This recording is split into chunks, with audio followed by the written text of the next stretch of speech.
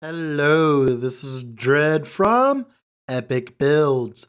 In today's video, we'll be going over my experience with the new Monolith of Fate system in patch 8.2. A lot has changed from the old system, and there are a lot of things you can miss. I'll be going over the basics and probably do a much more in-depth one later when I figured out all the kinks. After your adventure in the campaign, about level 40 to 55, earliest I can recommend 40, otherwise you'll struggle hard if you do not know what you're doing. You'll enter the end of time. You will then go to the entrance in the upper right from the waypoint. Here you'll have multiple islands surrounding a centerpiece. These islands are commonly referred to as echoes, and they're quintessentially your endgame instance. If you click on one, it will show you the echo info.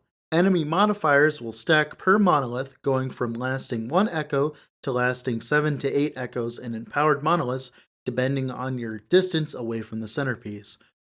Player modifiers are how much rarity and experience increase you'll have. Rarity determines the type of items dropping, from normal to exalted. The higher this number is, the more items that will drop rare and exalted. In Last Epoch, it's generally a good idea to raise rarity when farming for gear, as most of it, if not all your gear, will come from drops on the ground that you'll filter through and attempt to craft on. Experience is self-explanatory. Timeline stability is the amount of points represented by the tracker at the top of the tree. All three of these factors are dynamic and will increase the farther away you get from the centerpiece. The farther you are from the centerpiece, echoes will reward better experience, items, and stability, but will also be much more difficult. To finish the questline echoes quickly, you'll need to be constantly pushing your build to the limit. Questline echoes are tracked by the upper tracker. Each echo you finish will give you a certain amount of stability, and the little locks at the top represent the 3 quest echoes that are associated with the specific monolith. You need to finish all 3 to progress to the higher level monoliths. Once you have enough stability in the upper left corner, quest echoes are unlocked and you can complete them at any time. You can do them all at once or do them as you unlock them. The third echo will contain a boss you must defeat to continue. To complete this process, you must continue all the way until after Reign of Dragons, the 85 level area. After killing the Emperor of Souls, which is the boss for Reign of Dragons, you will reach a center platform, which will have 3 offshoots. All 3 of these lead to their respective monoliths and are all level 90. They all must be completed before moving on.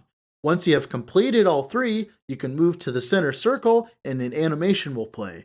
Then you will be allowed to click the center to empower all of your monoliths to level 100. Once all your monoliths are empowered, now is a good time to talk about corruption. Corruption is a number in the upper right of the screen.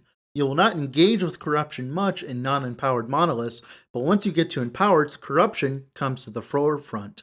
Once you start an empowered monolith, you start with 100 corruption. Corruption influences modifiers on the echo info, giving higher rewards and more stability per echo, but with a cost.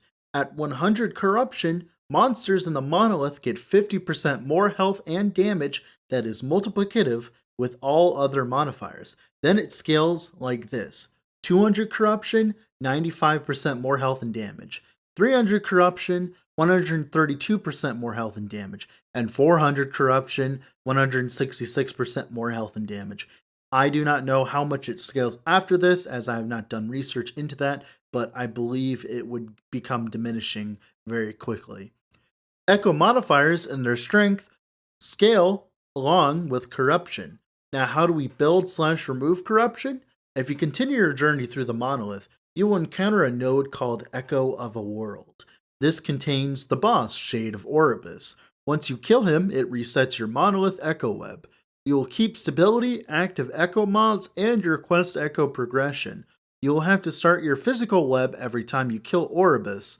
The closer he is to your centerpiece, the less corruption he can give, and he can also give negative corruption and remove some from your monolith. The farther away, the more corruption there is to be made. A good number I was told from a community tester is about 14 to 16 plus corruption for each kill. You can continue this process for more rewards and more difficulty. But can you survive the journey?